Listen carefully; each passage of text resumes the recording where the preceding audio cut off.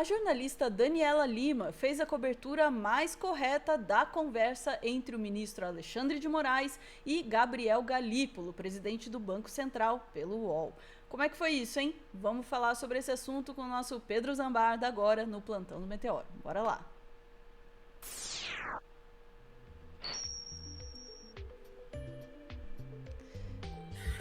Pedro, essa história tá dando o que falar. Eu cheguei até a travar, espero que vocês estejam me ouvindo. Travou um pouquinho, voltou. Tá dando o que falar aí essa boataria generalizada, né? A respeito dessas supostas conversas e seus supostos conteúdos, né? Mais supostos ainda conteúdos. Você sabe que morre quando só tem boatos, né, Ana? Geralmente é a verdade, né? A verdade, ela vai pro ralo, né? Geralmente em situações de guerra ou em situações que as pessoas querem plantar alguma coisa. E esse corte, por incrível que pareça, a gente vai falar do Galípolo e vamos falar do Alexandre de Moraes.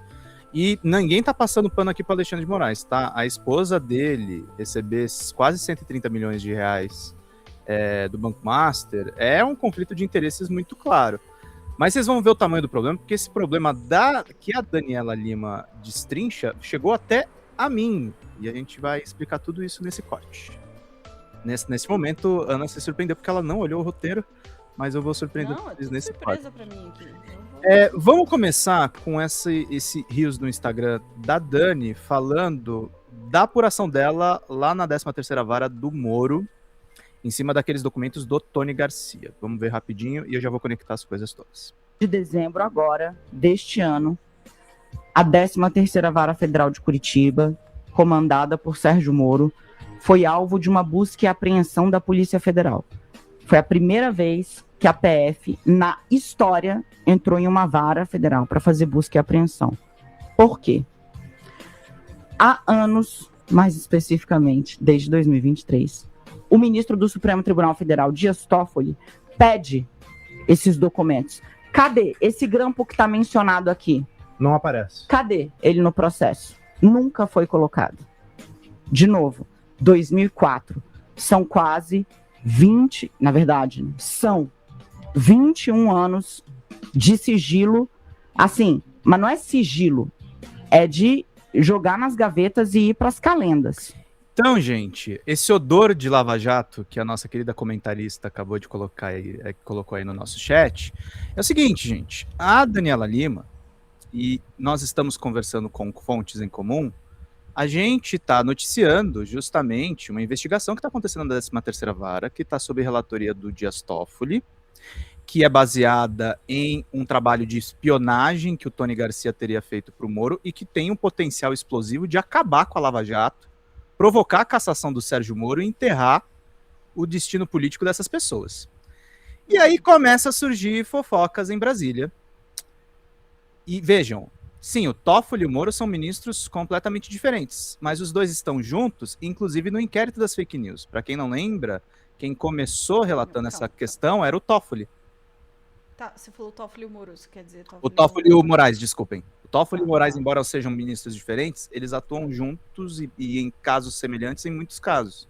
É o caso do inquérito das fake news, o Toffoli estava a priori e depois ele passa a relatoria para o Sérgio Moro. E aí a Dani traz essa reportagem. Moraes, pelo amor de Deus. É que nem Osama Bin Laden e Obama. Quando mataram o Osama e o Obama, era um nó só para dar essa notícia. Só de falar Moro, ministro do STF, já me dá assim um engulho. Não será. Lá na coluna do UOL, a Dani retrata essa reunião, tá? Que já está circulando, repito para vocês, antes de virar notícia, com a Malu Gaspar, que estava no Roda Viva, inclusive, sendo enaltecida pelo Sérgio Moro, esse é o Moro mesmo, não é o Moraes, estava sendo enaltecida pelo Sérgio Moro. Antes disso, isso estava circulando como boato, e aí a Dani faz a melhor cobertura, na minha opinião. Qual que foi aqui? Reuniões de Moraes e Banco Central, que é o Moraes e o Galípolo, tinham a Lei Magnitsky como tema. O Master teria sido citado. Depois o Moraes vai soltar uma nota dizendo que o Master não foi citado.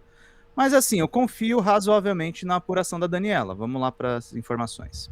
As conversas entre o ministro Alexandre de Moraes e o presidente do Banco Central, Gabriel Galípolo, tinham como tema central a aplicação da Lei Magnitsky sobre o magistrado, sua esposa e os negócios da família, além do impacto da sanção sobre os bancos que prestavam algum tipo de serviço a eles.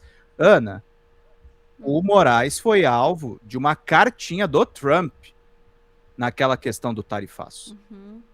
Aí o pessoal fala, é imoral o Moraes procurar o presidente do Banco Central. Gente, ele tinha sido alvo de uma carta do presidente dos Estados Unidos. Ele foi atrás de todas as formas para tentar se proteger. Por isso que ele foi conversar com o presidente do Banco Central. Foi nesse contexto das conversas que o caso do Banco Master, segundo fontes a par da situação, foi mencionado. A discussão sobre a instituição financeira foi revelada pela colunista do jornal Globo, Malu Gaspar, ontem. A conversa que aconteceu pessoalmente se dava no contexto da imposição da sanção pelo presidente dos Estados Unidos, Donald Trump, no dia 30 de julho. A medida foi revogada pelo americano neste mês. Por conta da Magnitsky, Moraes teve, por exemplo, que trocar a sua bandeira de cartão de crédito por uma formação 100% nacional. Segundo aliados dos dois personagens, haviam dúvidas a serem sanadas, inclusive das instituições financeiras que prestavam serviços ao ministro e ao Supremo. A UOL, fontes que acompanham o assunto minimizam o teor do diálogo sobre o Master e também o tempo dedicado a ele, já que na ocasião o ministro e sua família viviam um cerco financeiro protagonizado pelos Estados Unidos. Dizer que havia algum tipo de pressão ou gestão na direção do dono do banco, Daniel Vorcaro, por parte de Moraes contra Galípolo, afirmam esses interlocutores, seria leviano. O caso Master provocou uma guerra empresarial que transbordou para a política em Brasília, com lobistas de grandes instituições pressionando Vorcaro de um lado e ele ampliando laços com a política e o judiciário a passos largos do outro. A conversa entre Galípolo e Moraes sobre o banco ganhou contornos mais densos porque Vorcaro contratou o escritório da mulher do ministro, Viviane Barsi de Moraes, para representá-lo, mas não no caso criminal que levou à prisão e que hoje está sob guarda de Dias Toffoli no Supremo. A atualização. Em nota divulgada à imprensa na manhã de hoje, Moraes confirmou o encontro com Galípolo e com outros presidentes dos bancos, mas sem mencionar o Master. Veja o texto na íntegra.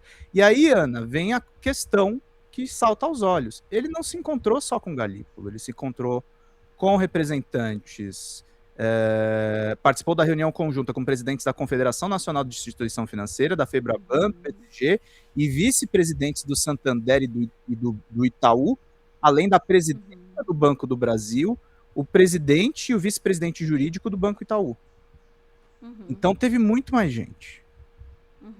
Tá? Essa é a apuração da Daniela, e legal que ela anexou também a nota do Moraes. A nota do Moraes nega que o Banco Master tenha sido mencionado, mas diz que a conversa se deu no contexto da Lei Magnitsky. Beleza, tá rolando isso? E aí é o seguinte, essa história tá muito mal contada, tá muito estranha, com um monte de boato. Eu nem trouxe a coluna da Malu aqui, mas é ela que tá baseando todos esses encontros. E aí aconteceu uma coisa bizarra ontem, antes dessa apuração da Daniela sair na madrugada de hoje. O Poder 360 me publicou esse texto sem assinatura, que depois o DCM transformou nessa manchete aqui, que tá correto. A manchete do DCM tá mais certa do que a do Poder 360. O Galípolo, aí faltou ouvir quem? O Galípolo. O Galípolo diz que falou com o Moraes sobre a Lei Magnitsky, não sobre Banco Master. E aí o DCM repete a apuração do Poder 360. Mas o texto do Poder 360 tem um monte de maldade, e essas conversas estão sendo ouvidas em Brasília há meses.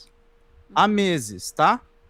Presidente da autoridade monetária conversou várias vezes com o ministro do Supremo, mas diz a interlocutores que assuntos foram variados, sobretudo a respeito da Lei Magnitsky, que nunca houve pressão a respeito do Banco Master. O Banco Central, do título horrível do Poder, Banco Central não vai soltar nota sobre contato entre Galípolo e Moraes. No dia seguinte soltaram, mas tudo bem, vamos lá. Banco Central não pretende divulgar nenhum comunicado oficial a respeito dos conteúdos das conversas dos últimos meses entre o presidente da autarquia, Gabriel Galípolo, e o ministro do Supremo Tribunal Federal, Alexandre de Moraes. O máximo que será mencionado publicamente é que as duas autoridades trataram de assuntos relacionados à Lei Magnitsky, o que atingiu um magistrado do STF por um período neste ano. Galípolo tem dito a quem dialoga, a quem o indaga sobre contatos que teve com Moraes, que nunca sofreu pressão de qualquer natureza por parte do ministro, para que não fosse vetada a venda do Banco Master para o BRB, Instituição Financeira Estatal em Brasília, ou para que não houvesse processo de liquidação. Sempre lembra a seus interlocutores que o Banco Central acabou vetando a venda para o BRB em 13 de setembro de 25 e depois liquidou o Master em 18 de novembro. Brasília tem sido inundada por esses rumores por pelo menos 2 meses. Por que só estão contando agora? Mas vamos lá. Ainda em outubro de 25, o Poder 360 ouviu de banqueiro na região da Avenida Faria Lima, onde se concentram os operadores financeiros e bancários, que o presidente Lula relatava saber que Moraes havia telefonado para Galípolo 5 vezes num único dia. Esses contatos, além do encontro pessoal, teriam coincidido com a propagação de notícias sobre iminente veto do Banco Central à operação de venda do Master para o BRB. Os relatos ouvidos pelo Poder 360 na Faria Lima indicam que teria sido o próprio presidente do Banco Central quem avisou o presidente da República sobre as conversas. Espera um pouquinho. Não teve conversa sobre o Banco Master e o Galípolo falou com Lula sobre isso? Você percebe? Tá muito estranha essa história. Não, foi dois banqueiros na Faria Lima. Não. E aí os banqueiros dizem, ó como é contraditório. Os relatos dos banqueiros indicam que teria sido o próprio presidente do Banco Central, o Galípolo, quem avisou o Lula sobre as conversas. Ou seja, ele fala uma coisa em público e ele diz outra coisa pro Lula. Que o Lula provavelmente falou para as outras pessoas, que é o que diz aqui o texto. Na Faria Lima, dentro do STF, o boato ganhou corpo. Lula teria relatado esse episódio. Eu tô falando, é o Lula também que tá falando sobre isso. O Lula teria relatado esse episódio em ocasiões diferentes a vários interlocutores. Banqueiros, o ministro da Fazenda, Fernando Haddad, e ministros do STF. O petista expressaria que Galípolo teria se sentido incomodado e que o chefe da autoridade monetária até teria mostrado uma mensagem de texto que recebera do seu celular do ministro do Supremo. O Poder 360 apurou, entretanto, que Galípolo tem negado veementemente a todos que abordam sobre a veracidade dessa narrativa a respeito de ter sofrido pressão por parte de Moraes. Aí o texto repete a história do Master. Mas assim, essa frase me pegou. O Galípolo diz uma coisa em público e diz outra no bastidor. Ou pessoas ligadas a ele fazem isso. No mínimo, alguma coisa de errado está acontecendo. E, gente, essa cobertura enviesada chegou, inclusive, em companheiros progressistas, tá? Eu não vou citar nomes aqui, mas o negócio tá voando. Porque parece que interessa a muita gente que isso ocorra. E aí chega o ponto bizarro, Ana, que essa história toda maluca se conecta com a minha e, por incrível, com a história da Daniela Lima. Nós dois fomos atacados essa semana por um procurador lavajatista que o Cacai me avisou no celular, acusando o Cacai de ter vazado informações de uma investigação da Lava Jato, que você viu a mensagem que eu te mandei no grupo, Ana, sobre essa investigação da 13ª Vara. Aí eu vou ler a nota que eu publiquei aqui na Folha TV. O promotor Hélio Telho publicou no X Twitter, usando um recorte da live da Folha TV, inclusive ficou todo mundo em pânico aqui da redação, porque a gente está sendo xingado, né? Cacai, e o que o Hélio Telho disse no X? Cacai confessou publicamente que mandaram mensagem para ele vazando a operação da 13ª Vara Federal de Curitiba. Isso é quebra de segredo de justiça, previsto como crime no Código Penal. Apurar esse crime não é difícil, basta querer investigar, apreender celular do Cacai e checar a mensagem que ele recebeu na véspera e no dia da operação, e o crime está solucionado. Cacai esclareceu à Folha TV, ele conversou comigo, que as informações que foram dadas ao repórter Pedro Zambardi e a outros jornalistas como Daniela Lima foram posteriores à busca e apreensão. Não foram repassadas informações antes que a operação policial ocorresse. Eu não tive nenhum detalhe de operação, eu fiquei sabendo quando estava acontecendo. Cacai esclareceu também que trocou de celular na França e que não tem como resgatar as mensagens que enviou. E aí ele mandou para mim uma nota, reiterando tudo o que foi dito para mim no WhatsApp. E assim, ele é advogado do Tony Garcia, que é o empresário e ex-deputado do Paraná, que fala dos grampos ilegais do Moro. E aí me salta aos olhos, Ana, toda essa movimentação do presidente do Banco Central e de banqueiros tentando atacar o Alexandre de Moraes e dos lavajatistas para não investigarem o Moro. Eu não acho que as coisas estão dissociadas. A Malu Gaspar era a jornalista favorita do Sérgio Moro na Operação Lava Jato. Ok. Isso tá tudo muito estranho. Pedro, acho que o meu comentário, para não me alongar muito, é exatamente nessa linha. Tá tudo muito estranho. Do ponto de vista jornalístico, o que tá esquisito nessa história, né, comunicacionalmente falando, essa série de reportagens, assim, um monte de reportagem aqui e ali e tal, aparecendo, tudo na base do boato.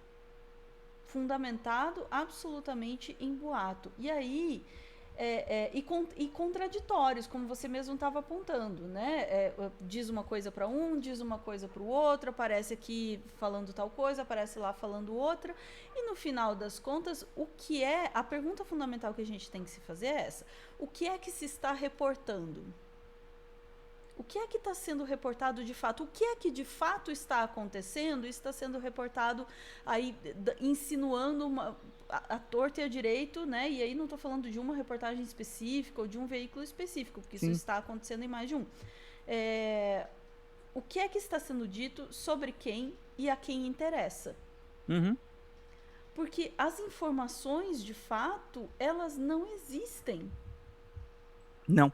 E a coisa está tomando uma proporção em que a boataria vai ganhando esse espaço na notícia como se fato fosse, e começa a ser engolida como se fato fosse, e até agora de material, de concreto, não tem nada. Me incomoda muito, jornalisticamente falando, assim, essa coisa assim, o fulano disse que ouviu de ciclano de não sei o que. E, no entanto, a gente tem provas materiais que o Moro foi um juiz suspeito. Nós temos uma decisão do Supremo Tribunal Federal. Antes que virem e falem, tá? Porque eles estão doidos para emplacar essa versão.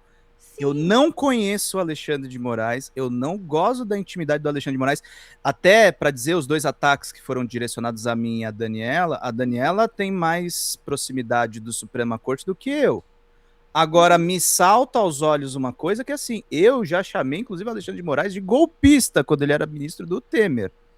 E o que me parece que tá rolando uma nova Lava Jato, tipo uma operação salva essa galera, e eu elenquei as hipóteses para vocês no grupo. Para mim, isso é uma tentativa, primeiro, de tentar fazer o Tarcísio ganhar atração, porque eles entenderam que atacar a Suprema Corte... Não vai parar no Moraes, tá, gente? Não é só o Banco Master.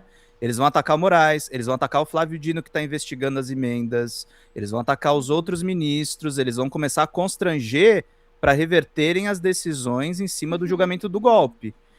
E assim... não apenas, né, também, quando toca nas emendas, por exemplo, uma galera de peso está incomodadíssima com isso. E o Centrão e o mercado financeiro lucram com essas emendas, com a conexão com o crime organizado, com todos esses links que estão cada vez se tornando mais públicos. E aí, o segundo intuito é dar um gás para a candidatura Tarcísio e, no limite, não se surpreendam se começarem a falar disso. O Merval Pereira, que é a voz da Globo, é a voz dos patrões da Globo, ele já estava falando em impeachment do Alexandre de Moraes. Não se surpreendam se essas pessoas supostamente sensatas começarem a falar de libertar o Bolsonaro, o cara que matou as pessoas na pandemia. E que tentou dar um golpe no país. Né? A questão para a gente não se alongar muito, Pedro, a gente finalmente no Brasil, a gente está dando alguns passos muito importantes e inéditos. A gente está condenando nossos golpistas, a gente está olhando a sério, todo mundo fala que é contra a corrupção, né? A gente está olhando a sério para as questões das emendas, para tudo que está acontecendo no Congresso, e aí, curiosamente, bem neste momento, começa-se aí a levantar, a pipocar, e veja, assim como o Pedro, eu obviamente eu não tenho nenhuma proximidade com a STF nenhum, Mas, e também não defenderia, não botaria minha mão no fogo por ninguém. Ninguém. E eu falo isso muitas vezes, eu não sou muito... Nem tô botando crente pelo na Kaká, eu justiça. trouxe só o ponto de vista do Kaká e Tá. ele me deu uma informação de uma investigação, gente. Eu tava fazendo meu trabalho. A questão é, e aí eu me foco na questão comunicacional aqui por isso. Tá havendo muito barulho em cima de substância nenhuma. E isso em si é um indício preocupante, porque neste momento, respondendo a minha própria pergunta, a quem interessa começar um zoom a respeito do Alexandre de Moraes, dali a pouco de outros ministros do STF, a quem interessa? Exatamente a quem está sendo atacado por essa mesma instituição. E veja, também não estou falando esse ou aquele jornalista está fazendo isso ou aquilo de propósito. A boataria, ela se espalha também. Eu não vou entrar nem nesse mérito, se é intencional ou se não é intencional, mas a boataria cumpre uma função e a gente precisa se perguntar qual é a função dessa boataria, para onde ela vai, de onde ela surge, e esperar, né? Eu também fiquei preocupada quando começou a surgir essas coisas. Falei, opa, peraí, que isso? Né? Porque eu sou muito desconfiada de tudo. Eu não confio em absolutamente ninguém. Eu admito isso. Então, eu tô sempre esperando que vá surgir alguma informação horripilante, assim, dessas pessoas.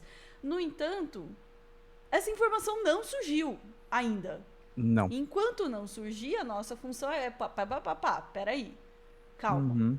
Calma, porque tá todo mundo trabalhando na base da imaginação aqui. Exato. Só para explicar rapidinho pro chat e respeitando o tempo que já está estourado, Merval Pereira não é sensato, mas é usado pela Globo para parecer o comentarista sensato, ecoando vozes bolsonaristas. É isso, Ana Lesnovski. É isso aí. Ficamos por aqui. Eu adoraria falar mais sobre isso, porque essa história realmente está intrigando. Mas espero que a gente tenha coisas mais concretas de qualquer maneira, né? Não dá. Esse tipo de... Que não parem de investigar o Moro. Tem café nesse corte? E que não parem... Não. Beleza. Perguntaram no chat. Vou deixar pro próximo. E que não parem de investigar o Moro, certamente. E eu só para finalizar, eu concordo com você, Pedro, eu não acho que essas coisas estão separadas, não, porque toca em muitas questões, muita gente muito importante e muitas questões que estão de fato interligadas, né? E há interesse, como sempre houve interesse no país que as coisas não fossem para frente, delas dão um passinho para frente e de repente tem esse caos todo. Por favor, né? Total. Vamos lá. Ficamos por aqui e voltamos com mais notícias preocupantes do dia.